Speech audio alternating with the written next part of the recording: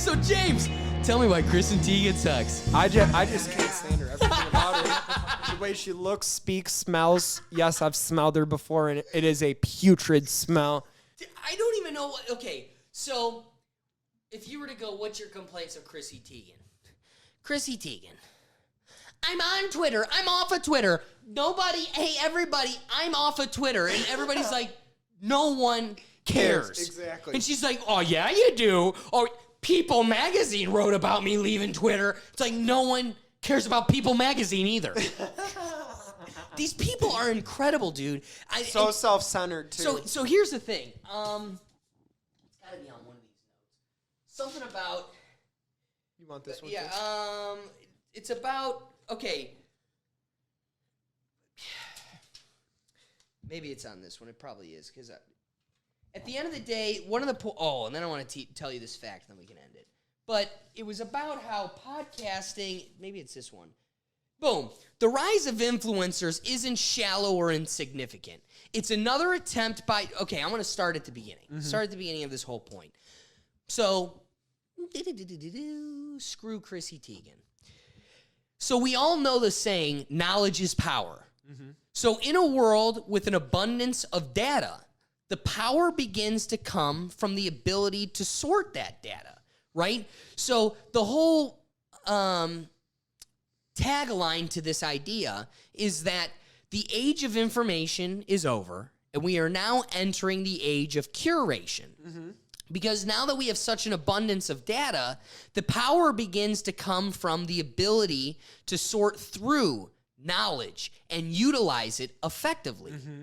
So people learn from copying others. Exactly. So like 1,000 years ago, when it came time to surviving and everything else, you copied your parents, and that made you better fit to survive. So my whole virtue in doing the show for being my truth, asking questions about tranny nipples, is sincerely because I want to find I'm not a narcissist like Chrissy Teigen. It's because I truly want to find myself in a position of significance where now the rise of social or online influencers, it's not in shallow or insignificant. It's another attempt by humanity at filtering data and looking for people who have sorted through all of the information and have thrived so we too can thrive. Mm-hmm. So that's the difference. When I look at you, Chrissy Teigen, and go, you're and I'm not, it's not because I did all of this because I'm a narcissist. Mm-hmm. It's because I am here for the beacon of light. I'm looking for the virtues of good. And I don't care. I brought this up before. I said this to Haas when we had our conversation.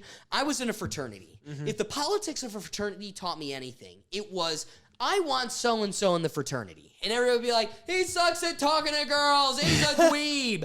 And we'd have our conversation, and people would take attack, or it would be, we had this thing called Sober Bros, where it was... Where'd you go to school again? Miami of Ohio. No, okay, Miami. Okay. So we would have a party, and we would have... You would all have to be a sober bro at least once throughout the semester. Mm-hmm. And that meant that you'd have to forego one of our big parties to be a driver. Okay. You'd have to be an Uber driver for the night. For brothers, they'd call you. We'd be like, hey, this girl's drunk. You got to take her. Whatever it was, you were the Uber driver.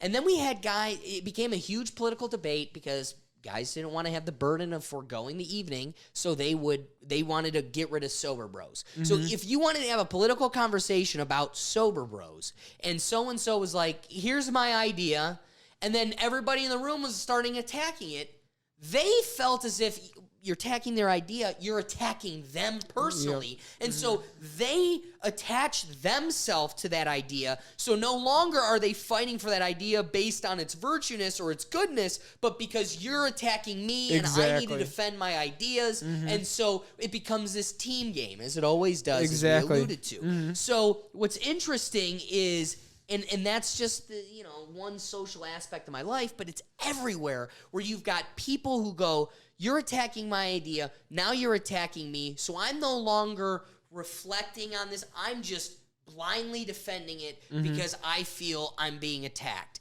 That's not virtuous. Mm-hmm. So anything I say here, I'm willing tomorrow to abandon the idea and move on if you can convince me it's a bad idea. Mm-hmm. But you got to convince me it's a bad idea. Exactly. And I'm willing to have that discourse.